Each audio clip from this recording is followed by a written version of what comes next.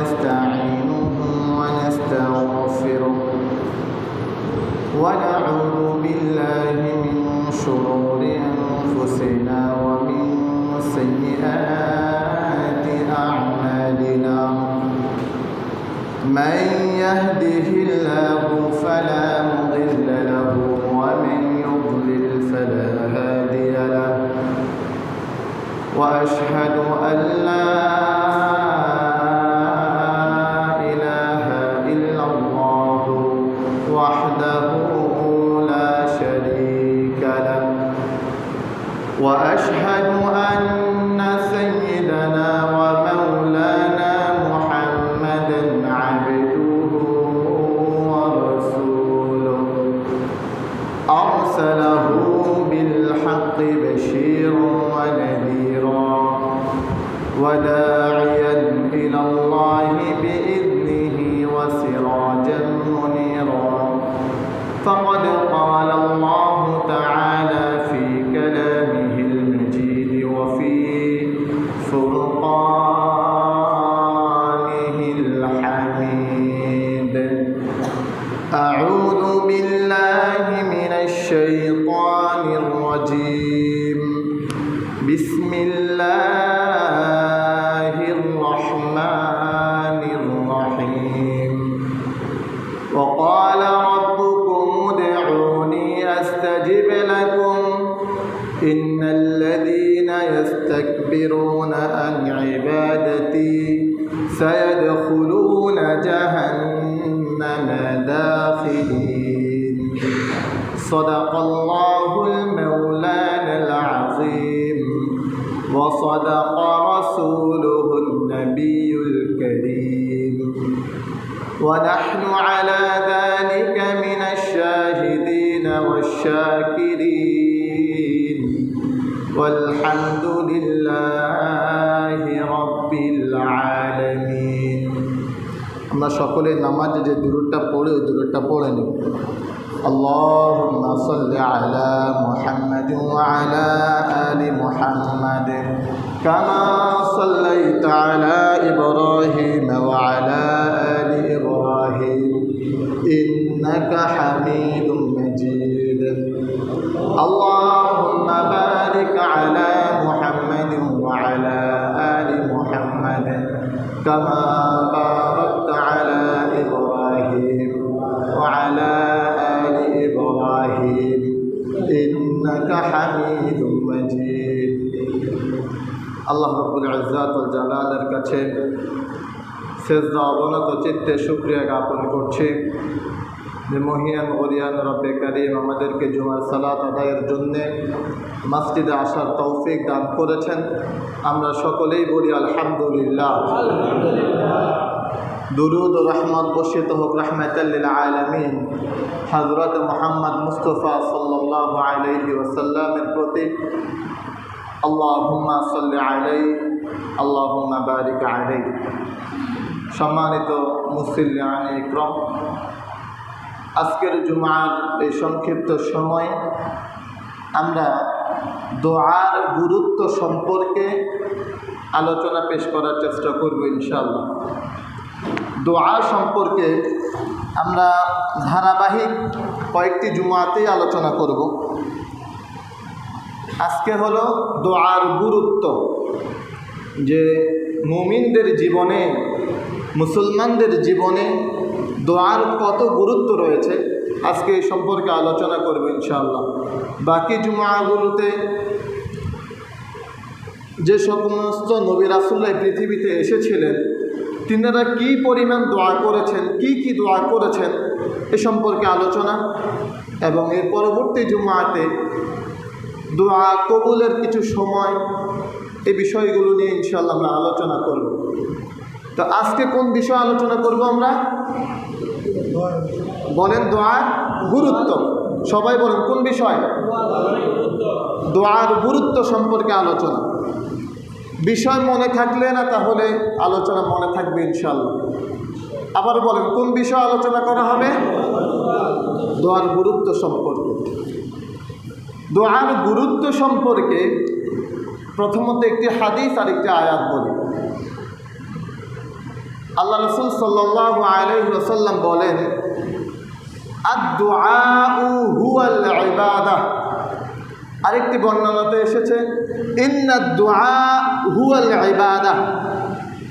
আরেকটি বর্ণনাতে এসেছে হুয়াল ইবাদাতু আদ-দুআ। তিনটা বর্ণনাই কাছাকাছি।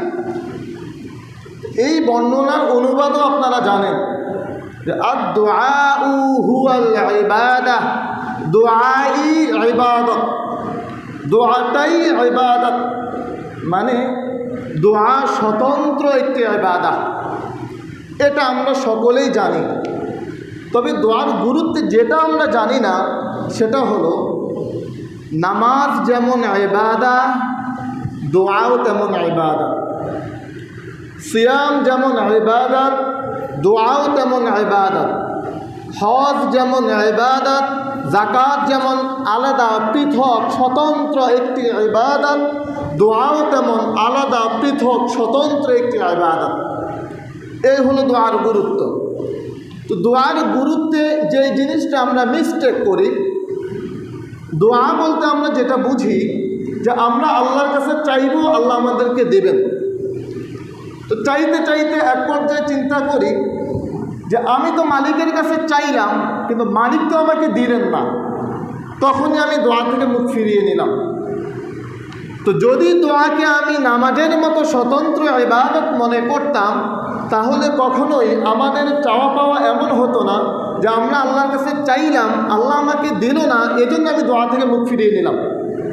নামাজকে আমরা স্বতন্ত্র ইবাদত মনে করি, নামাজ পড়ি, কি পাইছি কি পাই নাই এই হিসাব করি না। হিসাব করি হলো যে নামাজ আল্লাহ আমার উপরে ফরজ করেছেন, এটা ইবাদত, এটা করতে হবে, এই জন্য করতেছি।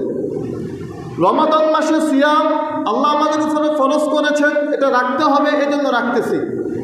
দুনিয়াতে কি উপকার পাচ্ছি কি পাচ্ছি না এই হিসাবটা আমরা করি না। কিন্তু দোয়ার ক্ষেত্রে এই হিসাবটা আমরা অনেকেই করি। এই হিসাবটা করার কারণে অনেকেই দোয়া থেকে মুখ ফিরিয়ে নেয়। কিন্তু আল্লাহ রাসূল বলেছেন যে দোয়া হলো স্বতন্ত্র একটি ইবাদত। বান্দা কিছু পাক বা না পাক, দুনিয়াতে তাকে কিছু দেওয়া হোক বা না হোক, আমাদেরকে দোয়া করতেই হবে।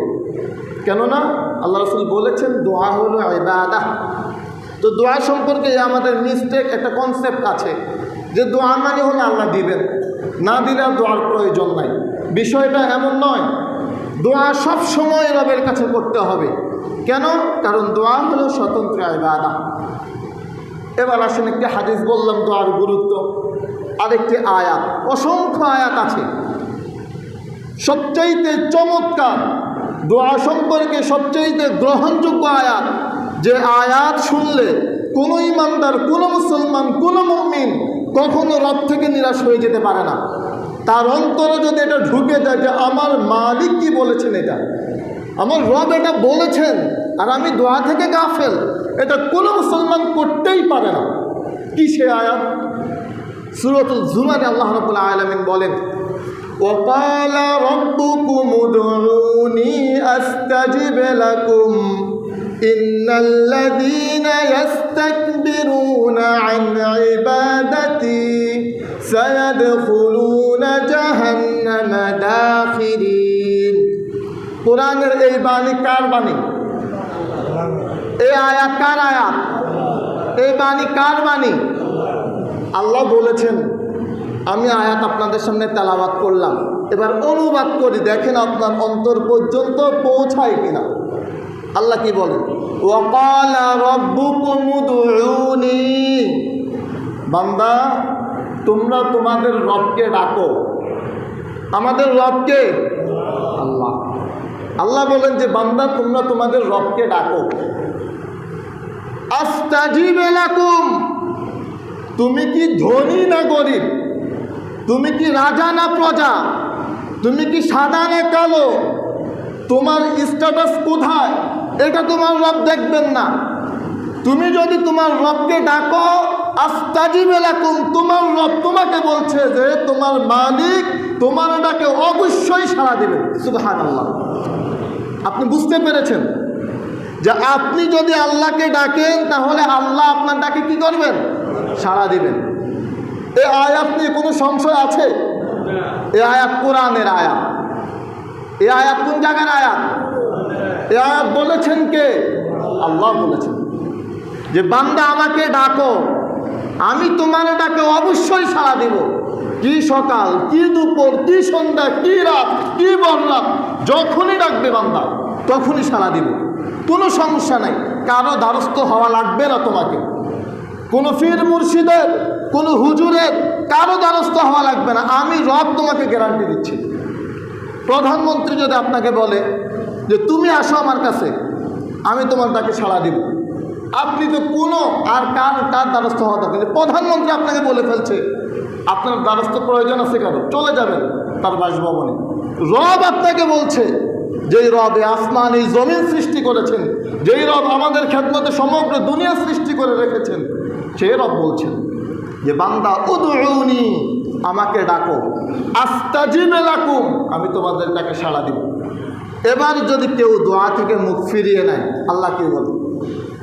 ইন্নাল্লাযীনা ইস্তাকবিরুনা আন ইবাদাতি। আমরা বলেছিলাম দোয়া হলো ইবাদত। আল্লাহ আয়াতে এটা বলেন নাই যে দোয়া করবে না, আল্লাহ এমন কোন আয়াত দেন নাই। আল্লাহ বলতেছেন কি?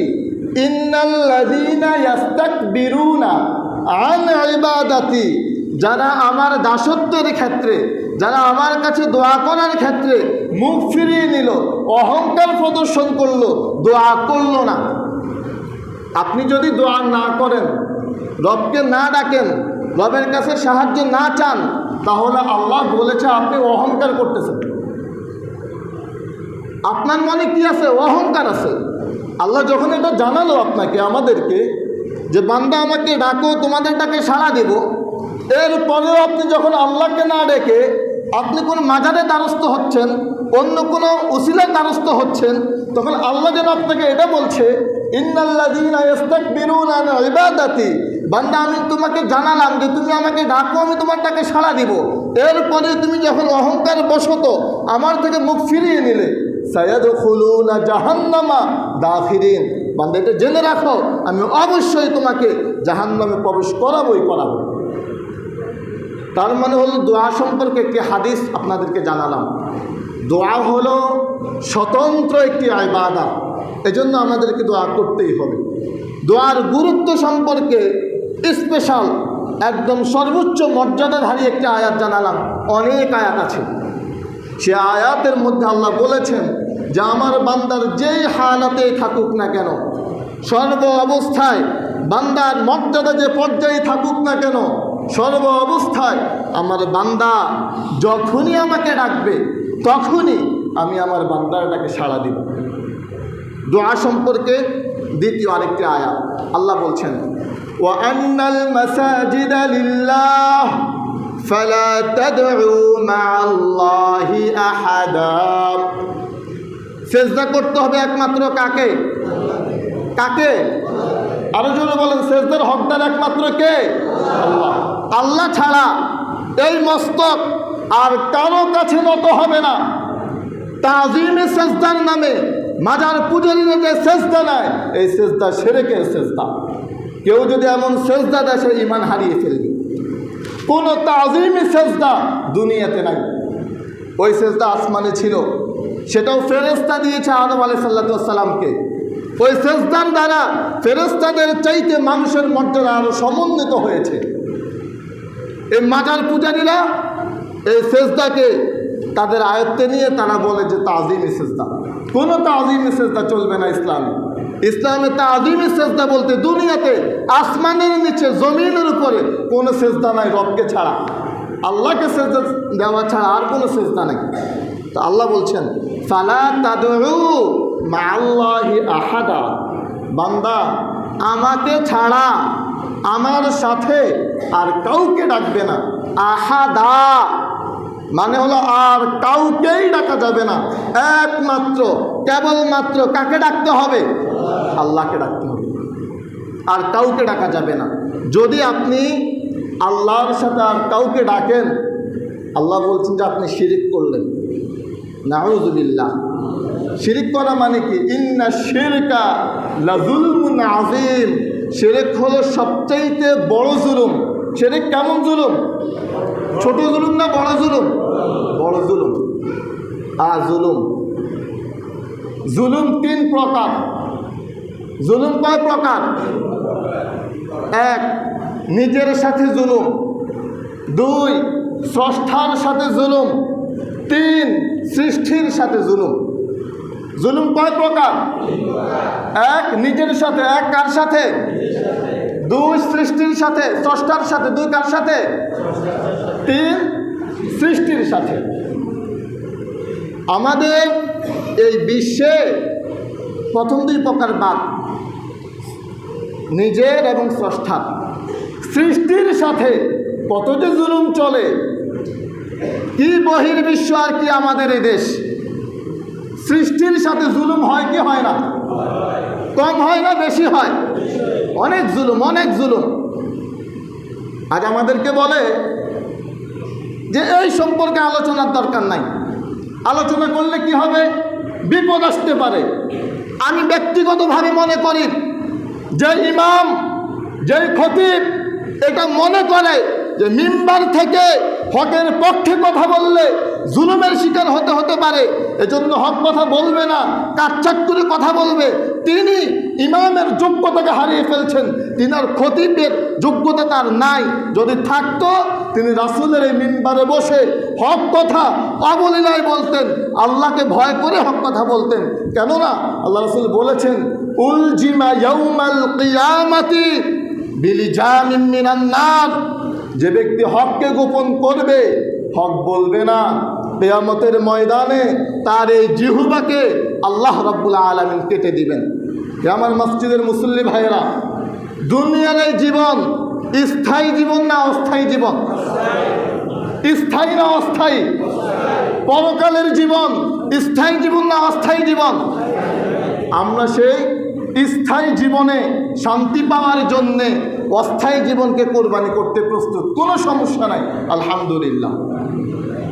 জালেমদেরকে আমরা বলতে চাই যে আল্লাহ রাসূল সাল্লাল্লাহু আলাইহি ওয়াসাল্লাম বলেছেন, ইন্নাল্লাহা ইউমলি লিজ-জালিম, আল্লাহ রাব্বুল আলামিন জালেমকে ছাড় দেন। আল্লাহ রাব্বুল আলামিন জালেমকে ছাড় দেন। জালেমের নাটাই, জালেমের ঘুড়ির নাটাই আল্লাহর কাছে।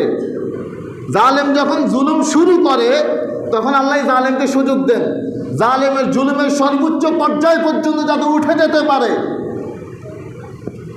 জালেমের ঘুরে উঠতে থাকে, জালেম মনে করে যে আমার তো পাশে কেউ নাই, গুলির ডানে বামে যেদিকে মন চায় সেদিকে জুলুম করতে থাকে, কেউ তো নাই, ধরবে কে আমাকে? কিন্তু জালেম এটা ভুলে যায় যে আমার ঘুড়ির নাটাই তো একজনের হাতে আছে। তিনি যখন ধরবেন, ইতিহাস সাক্ষী যে আল্লাহ রাব্বুল আলামিন ওয়ালাকাদ আহলাকনাল কুরুনা মিন ক্বাবলিকুম লাম্মা যালামু, অসংখ্য জাতিকে, অসংখ্য প্রজন্মকে আল্লাহ রাব্বুল আলামিন জুলুমের কারণে এমনভাবে ধ্বংস করেছেন যার নিদর্শন পৃথিবীতে এখনো বিদ্যমান আছে। ফেরাউনের লাশ পৃথিবীতে আছে কি নাই? আছে কি না? কোন দেশে আছে? মিশরে। ফেরাউন জালেম ছিল কি না? বর্তমান পৃথিবীর জালেম যারা, তারা শিক্ষা নাও। এই ফেরাউনকে আল্লাহ ছাড় দিয়েছেন কিন্তু ছেড়ে দেন নাই। ফেরাউনকে আল্লাহ সুযোগ দিয়েছেন কিন্তু ছেড়ে দেন নাই। আল্লাহ রাসূল এটাই বলেছেন, জালেমকে জুলুম করার সর্বোচ্চ সুযোগ দেওয়া হবে। কেন? কারণ তাকে ইতিহাস করে রাখা হবে, তাকে দেখা হবে যে তুমি জালেম ছিলে কিন্তু তুমি ছাড় পাওনি। ফাইদা আখাযাহু লাম ইউফলিতহু, যখন আল্লাহ কোনো জালেমকে ধরবেন তখন ওই জালেমের পালানোর আর কোনো রাস্তা সে খুঁজে পাবে না, ফেরাউন যেমনি খুঁজে পায়নি। আমাদের অনেক ভাই বলে যে হুজুর জালেমের দেখে কিছু হয় না। আর জালেমের হবে তো আপনি অপেক্ষা করেন, ফেরাউনের তো কিছু হয়নি, তো হয়েছে না, অপেক্ষা না করবেন, দেখবেন ইনশাআল্লাহ আল্লাহ যদি হায়াতে রাখে। আমরা কারো বিরোধী নই, আমরা জালেমের পক্ষের লোক নই, আমরা মাজলুমের পক্ষের লোক।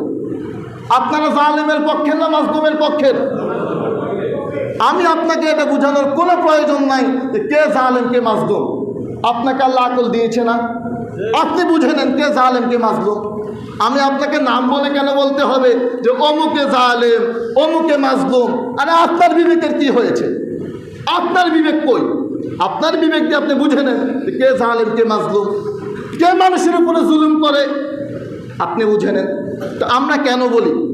আমরা বলার কারণ হলো আল্লাহ রাসূল সাল্লাল্লাহু আলাইহি সাল্লাম বলেছেন, যখন তোমাদের সামনে কোনো জুলুম হতে দেখবে, অন্যায় হতে দেখবে, তখন হাত দ্বারা প্রতিহত করবে।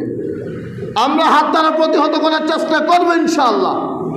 যখন আমরা দেখব যে হাত দ্বারা প্রতিহত করার ক্ষমতা আমার নাই, তখন মুখ দ্বারা করব, মুখ দ্বারাই করবে ইনশাআল্লাহ। ঈমানকে ওই লেভেলে নিয়ে যাওয়ার কোনো প্রয়োজন নাই যে অন্তর দ্বারা ঘৃণা করব। কেন? সে ইসরায়েলকে অন্তর দ্বারা ঘৃণা করি, কেন করি? কারণ আমার যাওয়ার সক্ষমতা নাই। কিন্তু আমার দেশে জুলুম করবে ওই জালেমকে অন্তর দ্বারা ঘৃণা করার কোনো প্রশ্নই উঠতে পারে না। হাত দ্বারা করতে হবে, মুখ দ্বারা করতে হবে। কারণ আমি মুসলমান, আমার রক্তে নবীর রক্ত।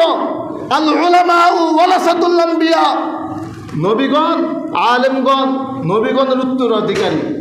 আমরা বলি যে আমাদের আদি পিতা হলেন ইব্রাহিম আলাইহিস সালাম, আদম আলাইহিস সালাম। আমাদের জাতির পিতা হলেন ইব্রাহিম আলাইহিস সালাম। যে মুসলমান বলে আমার জাতির পিতা, আমি মুসলিম হিসাবে আমার মুসলমানিত্বের পিতা ইব্রাহিম আলাইহিস সালাম, যে বলে যে আমার বাবা ইব্রাহিম, যে বলে যে আমি ইব্রাহিমের উত্তরসূরি, সে কখনোই জালিমের পক্ষ নিতে পারে না। সে সবসময় মাজলুমের পক্ষে থাকবে। জালিমের পক্ষে কেন বলি? আল্লাহ রাসূল বলেছেন যে জালিমের পক্ষ নাও, মাজলুমের পক্ষ নাও। জালিমকেও সাহায্য করো, মাজলুমকেও সাহায্য করো। সাহাবায়ে আজমাইন বললেন, ইয়া রাসূলুল্লাহ, মাজলুমকে সাহায্য করতে হবে এটা তো বুঝলাম, জালিমকে কিভাবে সাহায্য করব? আল্লাহ রাসূল বলেছেন, জালিম যাতে করে জুলুম করতে না পারে তার হাত ধরে ফেলো, তাকে আটকেই দাও, এভাবে করে তুমি জালিমকে সাহায্য করো। তা আমরা এভাবে কড়া ভাষায় বলি কেন? কারণ আমরা জালিমেরও কল্যাণ চাই, আমরা জালিমেরও হেদায়েত চাই।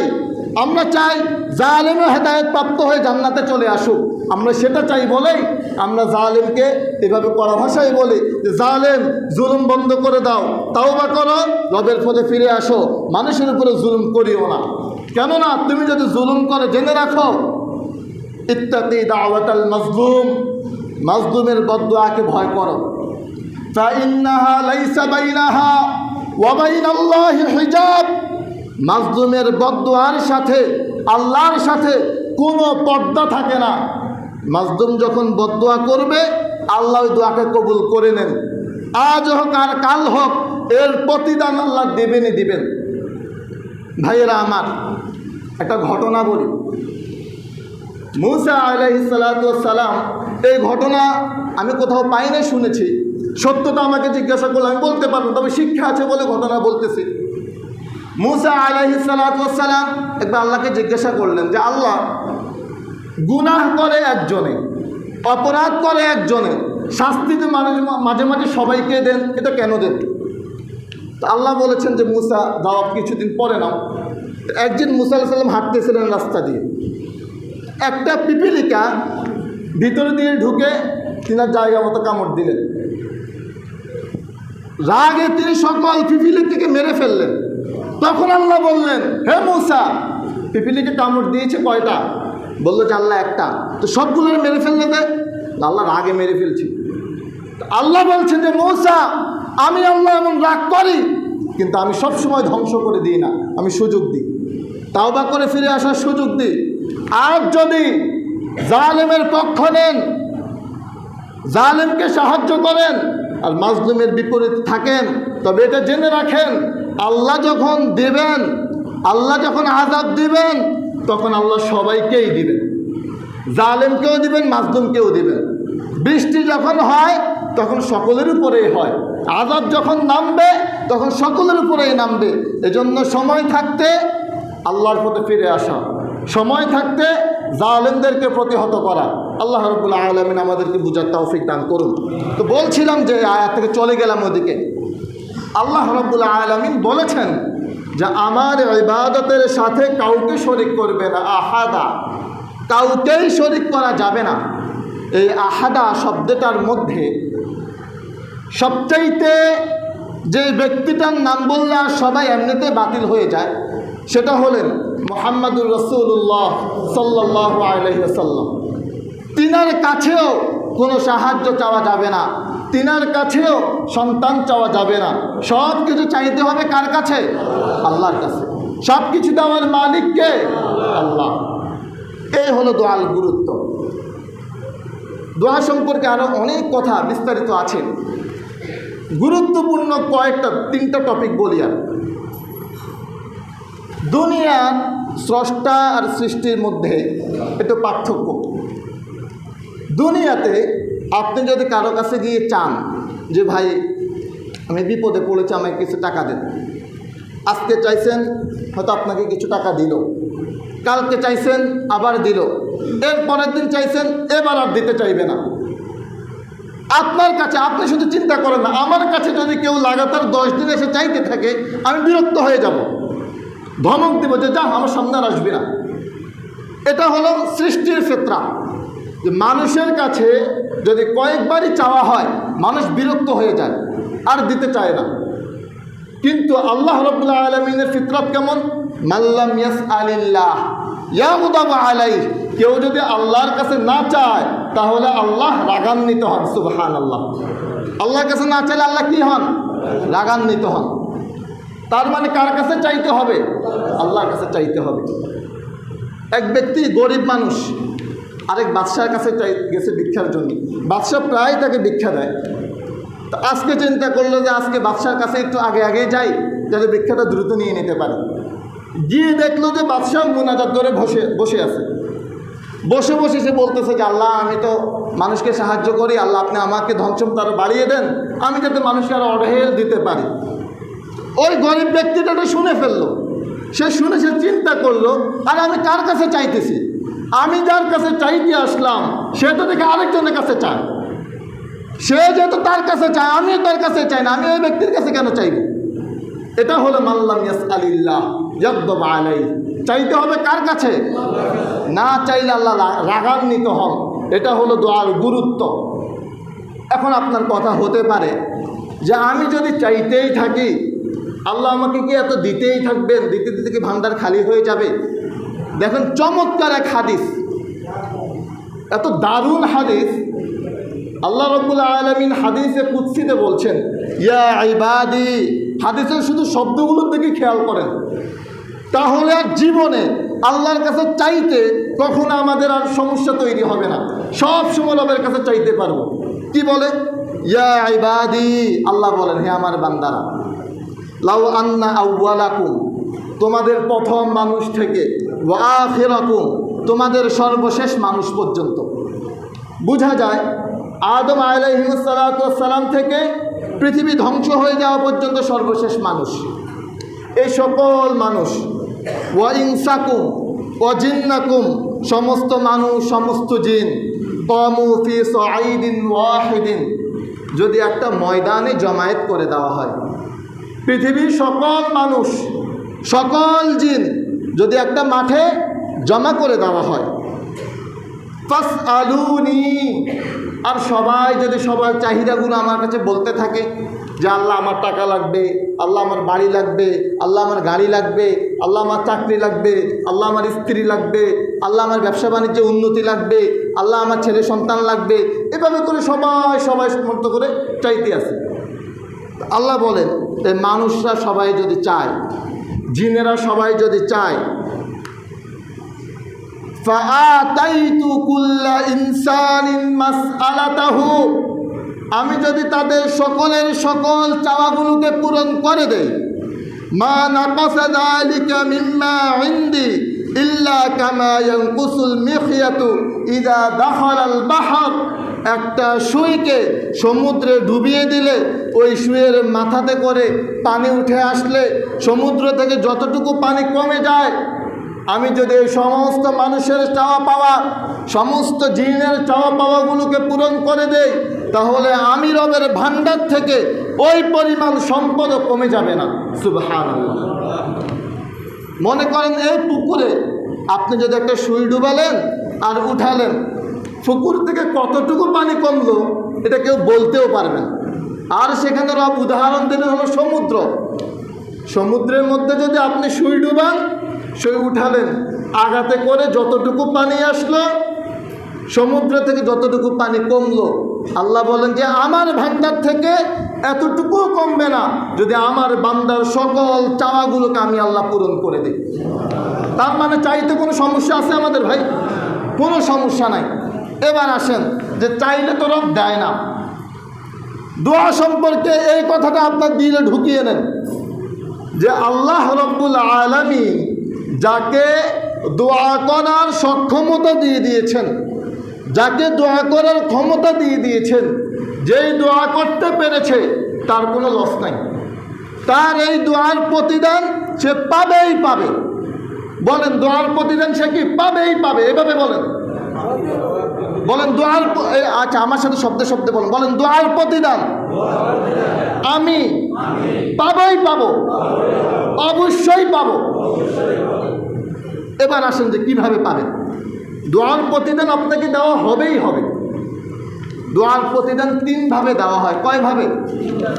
দেখেন আল্লাহ রাসূল সাল্লাল্লাহু আলাইহি সাল্লাম বলেন, মা মিন মুসলিমিন, যদি কোনো মুসলমান ইয়াদউল্লাহ বিদাওয়াতিন, আল্লাহ রাব্বুল আলামিনের কাছে দোয়া করে, লাইসা ফিহা ইসমুন, সেটা যদি কোনো পাপের দোয়া না হয়, অপরাধের দোয়া না হয়, গুনাহের দোয়া না হয়, ওয়ালা কতিআতি রহিমিন, এবং আত্মীয়তা সম্পর্কের ছিন্নের দোয়া না হয়, ইল্লা আতাহুল্লাহু বিহা ইহদা সালাসা, তাহলে আল্লাহ রাব্বুল আলামিন তার ওই দোয়ার প্রতিদান তিনটার একটা দিবেনই দিবেন। কয়টার একটা? তিনটার একটা দিবেনই দিবেন। সেটা কি? ইম্মা আন তুআজ্জিলা লাহু দাওয়াতাহু ফিদ দুনিয়া, সে যা চেয়েছে তাকে তাই দেওয়া হবে। সুবহানাল্লাহ। আপনি আল্লাহর কাছে যা চাইছেন আল্লাহ আপনাকে তাই দিবে। এ হলো একটা প্রতিদান। দুই নম্বর প্রতিদান, ওয়া ইম্মা আন তুদাখিরা লাহু ফিল আখিরাহ, দুনিয়াতে যদি আপনাকে এই দোয়ার প্রতিদান দেওয়া না হয় তাহলে আপনি এটা নিশ্চিত থাকেন যে পরকালে আল্লাহ রাব্বুল আলামিন এর প্রতিদান আপনাকে অবশ্যই দিবে। সুবহানাল্লাহ। কয়টা প্রতিদান গেল? দুইটা। এক, যা চেয়েছেন তাই দিবে। দুই, পরকালে দিবে। তিন নাম্বার, ওয়া ইম্মা আন ইউসাররাফা আনহু মিন শাররি যালিকা মিসলুহু, এবং তার আসন্ন যে সকল বিপদ আছে, সে হয়তো চেয়েছে যে আল্লাহ আমার ব্যবসা বাণিজ্যে আপনি আরও উন্নতি দেন, কিন্তু দেখা গিয়েছে তার ব্যবসা বাণিজ্য হয়তো কিছুদিন পরে লস হয়ে যেত। তা আল্লাহ রাব্বুল আলামিন কী করেন? দোয়ার এই প্রতিদানকে ঘুরিয়ে দেন, উন্নতি দেন না, আর ওই যে লসটাও করান না। তার যে ক্ষতি হতো ওই ক্ষতিটাকে বাতিল করে দেন। অথবা এটাও করেন যে তাকে একটা অসুস্থতা দিয়ে দেন। সে হয়তো চাইছে যে আল্লাহ আমাকে সুস্থ রাখেন, বা অন্য আরও যে কোনো একটা জিনিস চাইল রবের কাছে, কিন্তু রব বিনিময়ে অন্য আরেকটা দেন। এটার একটা আয়াত আছে। আল্লাহ রাব্বুল আলামিন কোরআনুল কারীমে বলেন, ওয়া আসা আন তাকরাহু শাইআন ওয়া হুয়া খায়রুল লাকুম ওয়া আসা আন তুহিব্বু শাইআন ওয়া হুয়া শাররুল লাকুম। অনেক জিনিস এমন আছে যেটা আমরা রবের কাছে চাইলাম আমার কাছে প্রিয় বলে, কিন্তু আল্লাহ জানেন এটা আমার জন্য কল্যাণকর নয়, এজন্য রব আমাকে এটা দেন নাই। আবার অনেক জিনিস আছে যেটা আমি মনে করতেছি আমার জন্য কল্যাণকর, কিন্তু আমার রব জানেন যে এটা আমার জন্য কল্যাণকর নয়, এজন্য আমার রব এটা আমাকে দেন। যেমন আপনি অত সন্তান চাইলেন, কিন্তু আল্লাহ জানেন যে এই সন্তান আপনার জন্য কল্যাণকর হবে না। ছেলে চেয়েছেন, তা আল্লাহ আপনাকে মেয়ে দিয়েছে। আপনি হয়তো এটা বুঝতেই পারেন নাই, ছেলে হলে এটা আপনার জন্য আরও অকল্যাণকর হতো। আল্লাহ কি করেছেন? আল্লাহ ছেলের জায়গায় মেয়ে করে দিয়েছেন। কেননা রব এটা জানেন যে মেয়েটাই আপনার জন্য কল্যাণকর হবে। এজন্য মাঝে মাঝে হয়তো আমরা চাই একটা, কিন্তু হয়ে গেছে আর একটা। এটার কারণ হলো আমি জানি না কোনটা আমার জন্য কল্যাণকর, তিনি জানেন যে কোনটা আমার জন্য কল্যাণকর। এজন্য আমি যেটা চাই অনেক সময় সেটা হয় না। কারণ এটা আমার জন্য অকল্যাণকর বলেই আমার রব ওটা আমাকে দেন না। আমার জন্য যেটা কল্যাণকর আমার রব ওটাই আমাকে দিবেন। এজন্য দোয়ার এই তিনটা দিক। আমরা যদি দোয়া করি এটা বিফলে যাওয়ার কোনো সুযোগ নাই। আপনি একটা পাখিকে যদি শিকার করার জন্য ঢিল ছুঁড়েন, এই ঢিল পাখির গায়ে লাগতেও পারে, নাও লাগতে পারে। তীর ছুঁড়লেন, এটা পাখির গায়ে লাগতেও পারে, নাও লাগতে পারে। কিন্তু আপনি যদি দোয়া করতে পারেন খালিস দিলে, আপনার এই দোয়া মিস হওয়ার কোনো সুযোগ নেই। এই দোয়ার প্রতিদান আপনি অবশ্যই পাবেন। এই দোয়া আপনি যেটা করেছেন সেটাই পাবেন, অথবা পরকালে জমা থাকবে। 3 নম্বরে এই দোয়ার বিপরীতে আল্লাহ আপনাকে অন্য কিছু দিয়ে দিবেন। এই হলো দোয়ার আলাদা বিশেষত্ব বললাম, যে এই দোয়া মিস্টেক হওয়ার কোনো সুযোগ নেই। এরপরে আসেন দোয়া সম্পর্কে যে হাদিসটা সবচাইতে গুরুত্বপূর্ণ কথা রাখে, সবচাইতে দোয়া তাৎপর্য বহন করে। আল্লাহ রাব্বুল আলামিন বলেছেন, লা তাবদীলা লিখালকিল্লাহ, কোনো কিছুই রবের সৃষ্টির অদল বদল করতে পারে না। আমাদের ভাগ্যে যা লেখা হয়েছে তাই হবে, আমাদের ভাগ্যে যা লিপিবদ্ধ করা হয়েছে তাই হবে। তবে দোয়া এত গুরুত্বপূর্ণ, আল্লাহ রাসূল সাল্লাল্লাহু আলাইহি সাল্লাম বলেছেন, লা ইয়ারুদ্দুল কাদা, কোনো জিনিসে ভাগ্য লিপিবদ্ধ পরিবর্তন করতে পারে না ইল্লা দোয়া, শুধুমাত্র দোয়ার মাধ্যমে ভাগ্যকে পরিবর্তন করা যায়। সুবহানাল্লাহ। দোয়ার মাধ্যমে ভাগ্য কি হয়? পরিবর্তন হয়। দেখা যেত যে আপনার অনেক বড় বিপদ, কিন্তু আপনি দোয়ার কারণে আপনার বিপদ থেকে উঠে গিয়েছেন। আমি তো আলহামদুলিল্লাহ চিন্তা করেছিলাম এই সপ্তাহে খুতবাটা দেব, যে আলোচনা করব ওটা শনিবার থেকে চিন্তা করা শুরু করি যে কোন বিষয়ে আলোচনা করব। এর মধ্যেই এই যে আমাদের এই বাড়ির কমিশনার সাহেব অসুস্থ হয়েছেন, ওনাকে দেখতে গেলাম। ওনার বড় ছেলে এই কথাটা বলেছে, তখন আমার কাছে এটা আরও মনে হয়েছে যে বাস্তব প্রমাণ থাকে না এমন। ওনার বড় ছেলে বলছে যে বাবাকে ফিরে পাবো, এটা কখনো কল্পনাই করে নেই, যে আমরা নিশ্চিত হয়ে গিয়েছেন যে বাবা মারা গিয়েছেন। তবে মানুষের দোয়ার বরকতে, দোয়ার কারণে আল্লাহ রাব্বুল আলামিন বাবাকে আবারও ফিরিয়ে দিয়েছেন। এই শব্দটা তিনি বলেছেন যে দোয়ার বরকতে আল্লাহ বাবাকে আবারও ফিরিয়ে দিয়েছেন। এবং এমনটা হয়েছে যে আমরা মসজিদে দোয়া করেছি, দোয়া করি, মোনাজাত শেষ হওয়ার সাথে সাথে খবর এসেছে যে তিনি সুস্থ আছেন। এটা হলো দোয়ার ফজিলত, এটা হলো দোয়ার বরকত, যে দোয়ার মাধ্যমে ভাগ্যের পরিবর্তন ঘটে। দোয়ার মাধ্যমে আল্লাহ রাব্বুল আলামিন বান্দার লিখনের পরিবর্তন ঘটান। এজন্যেই সবসময় দোয়াতে থাকা, যে আল্লাহ আপনি আমার জন্য কল্যাণকর জিনিসের ব্যবস্থা করেন। তো প্রিয় উপস্থিতি, আজকের জুমআতে আমরা দোয়ার সংক্ষিপ্ত গুরুত্ব নিয়ে আলোচনা করেছি। এই গুরুত্ব নিয়ে বলতে গিয়ে আমরা বলেছি যে দোয়া এটা স্বতন্ত্র একটি ইবাদত, এবং বান্দা যেমনই হোক না কেন, বান্দা যদি আল্লাহকে ডাকে আল্লাহ অবশ্যই বান্দাটাকে সাড়া দিবেন। দোয়ার 3 নম্বর বিষয় বলেছি, আল্লাহর সাথে কাউকে শরিক করা যাবে না, একমাত্র আল্লাহর কাছেই দোয়া করতে হবে। দোয়া সম্পর্কে 4 নম্বর যে বিষয়টা আমরা বললাম, যে আল্লাহ রাব্বুল আলামিন বান্দাকে দিতে রাগান্বিত হন না। তিনি চান যে বান্দা আমার কাছে চাক, আমি অবশ্যই বান্দাকে দেব, এবং বান্দা আল্লাহর কাছে চাইলে আল্লাহ খুশি হন। দোয়া সম্পর্কে 5 নম্বর কথা বললাম, যে দোয়া মিস্টেক হওয়ার কোনো সুযোগ নাই। এর 3টা প্রতিদান যে কোনো একটা আল্লাহ দেবেনই দিবেন। আর দোয়ার গুরুত্ব সম্পর্কে 6 নম্বর বিষয় বলেছি, এই দোয়ার দ্বারা আল্লাহ রাব্বুল আলামিন ভাগ্যের লিখনকে পরিবর্তন করেন। আল্লাহ রাব্বুল আলামিন আমাদেরকে আমল করার তৌফিক দান করুন। ওয়া আখিরু দাওয়ানা।